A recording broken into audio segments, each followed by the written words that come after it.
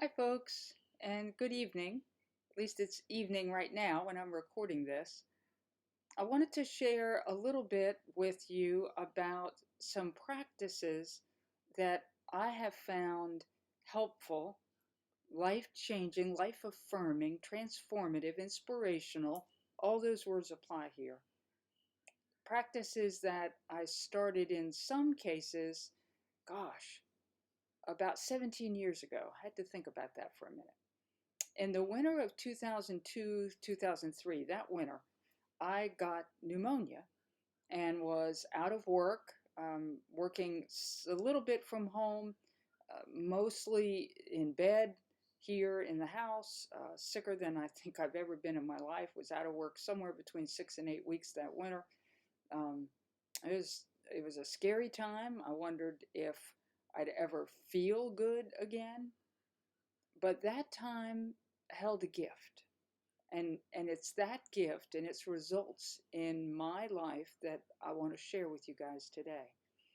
For Christmas that year, a dear friend gave me a book. Now, I love to read, and when I got my pneumonia, it was right around the holidays, and here was this brand new book to read, and I was tickled about that.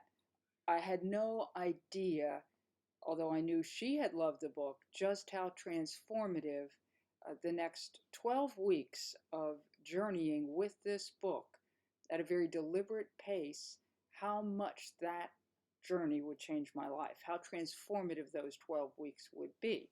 So, I want to show you the book. The book is written by an author named Julia Cameron. This was the first of her books on creativity and the creative process.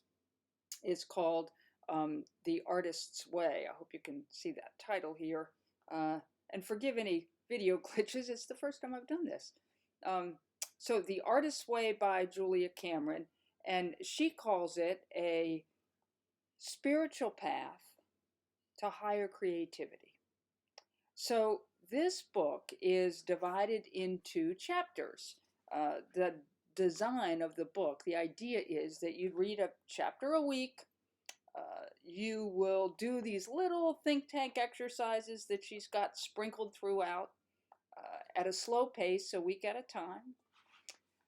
So I started this book in my pneumonia, finally got well enough to go back to work, kept on reading, and I kept doing some key practices that she talks about right up front that frankly were easy for me to begin, being at home all day, every day, not much else to occupy my time, not feeling well.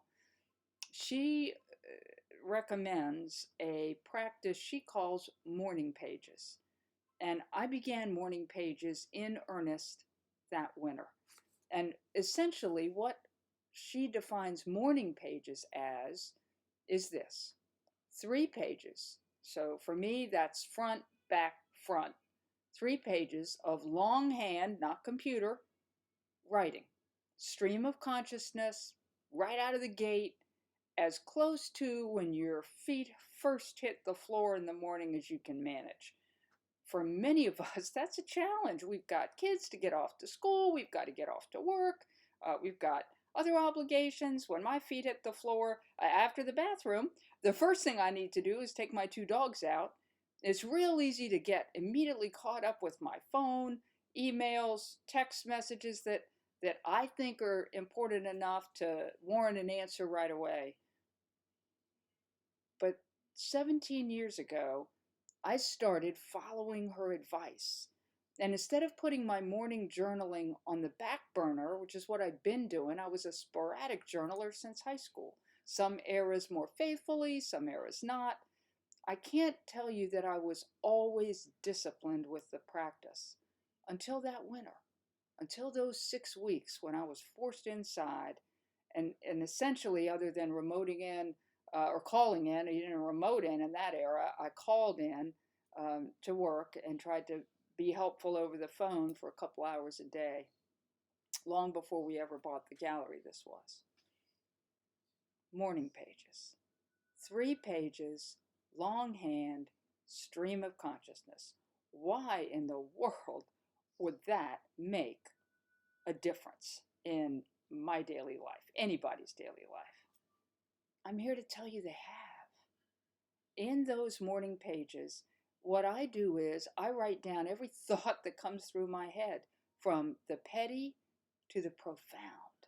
My confusions go here, my questions go here, my happiness goes here, my upsets go here, my oh my gosh, I need to remember to stop at the grocery store this afternoon and buy toilet paper.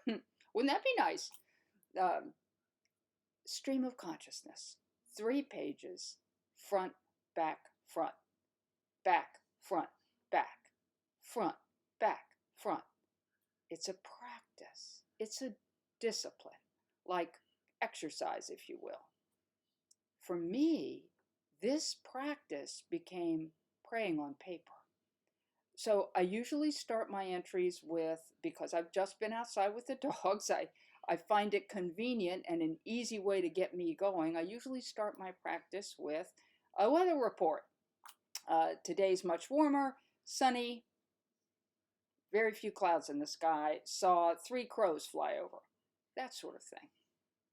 From there, who knows what the next sentence might be.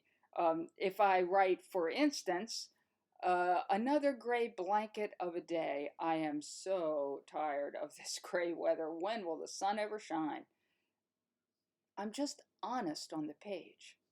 And over the years, this practice of putting myself out there on paper has turned into prayer, so that everything I'm thinking and feeling, I'm addressing to a larger audience, an audience that I believe is listening and answering. So I go to the page with questions, confusions, worries, upsets, grief. And I've come to hear, to listen for, and then hear this answering voice. When I'm overflowing with or blah, blah, blah, blah, or oh my gosh, I can't take another funeral. It goes on the page. And what comes back to me on the page is love, comfort, guidance, course correction, sometimes a gentle, Eve, calm down. Let's talk about this. And we do. I've come to trust that voice. I've come to trust that voice as not being my own, or merely my own imagination, great as that might be. My own imagination can only take me so far. And frankly, usually my great imagination takes me to some pretty scary places. What if? What if? What if? What if? What if this awful thing happens? What if that awful thing happens? What if all these awful things happen at once? And then here comes this assurance, these ideas, this, what if that? What if you tried that? What if you did this instead? What if you took all that worry and all that energy of worry and poured it into this creative project? Now, when I started reading The Artist's Way, and I've read it many times, I should tell you that, and there are other books as well. When I started reading The Artist's Way back in the winter of 2002, 2003, I felt at a dead end, in the sense that there was this longing inside myself for a more creative life.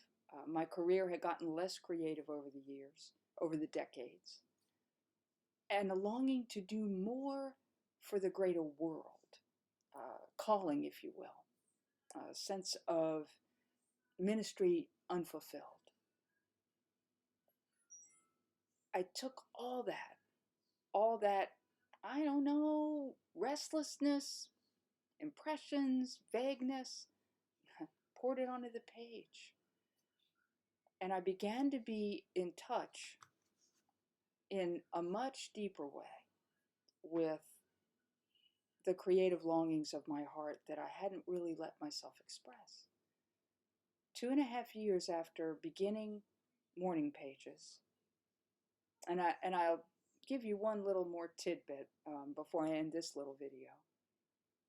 Within the Artist's Way, I mentioned all these little think tank exercises that Julia Cameron has, some of which are writing exercises, some of which are life exercises.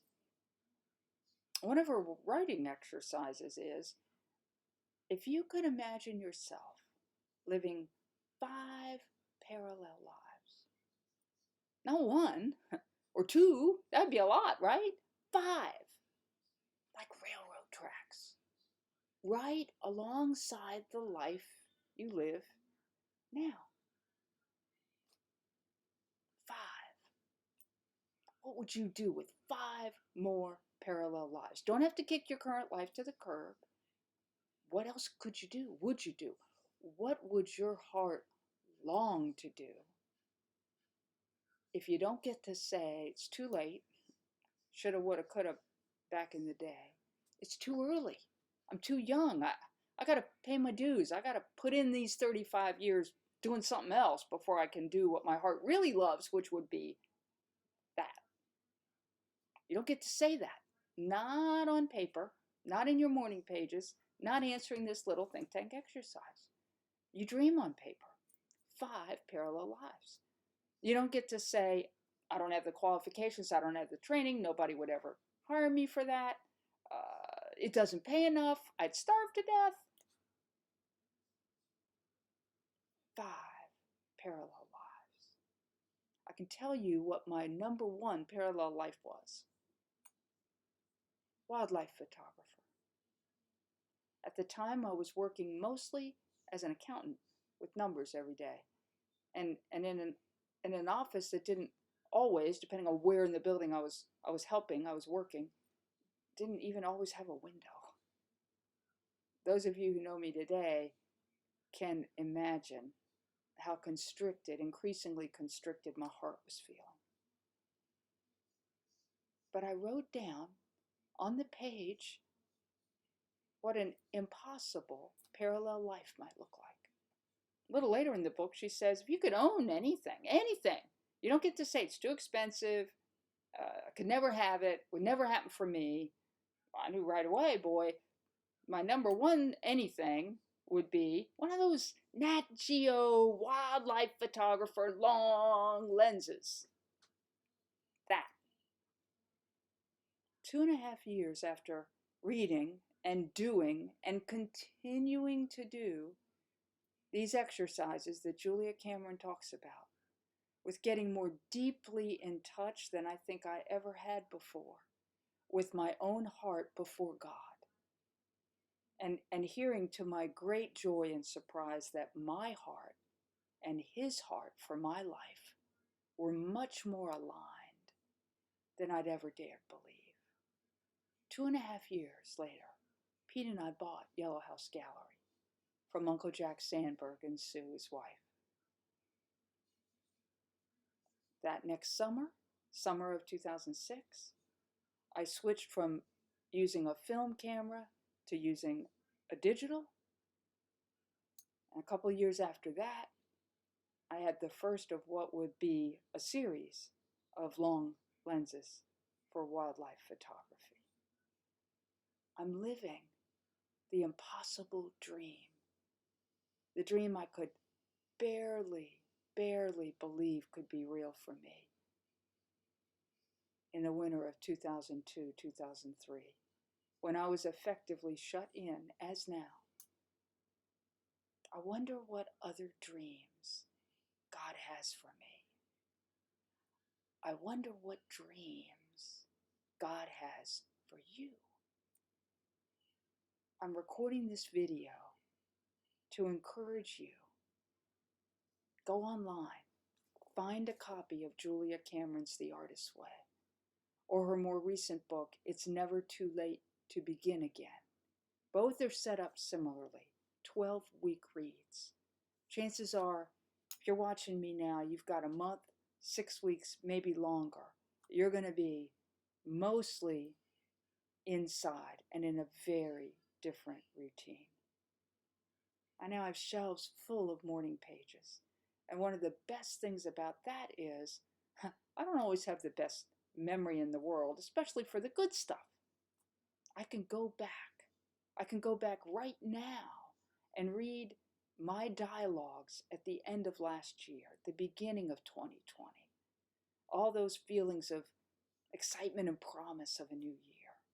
And I can remind myself that good is still coming because it's written down in black and white, day after day, page after page, for me to draw strength from. And that's why I wanted to share this practice, this tool with you. God bless. Stay well. Be well. We'll talk again soon.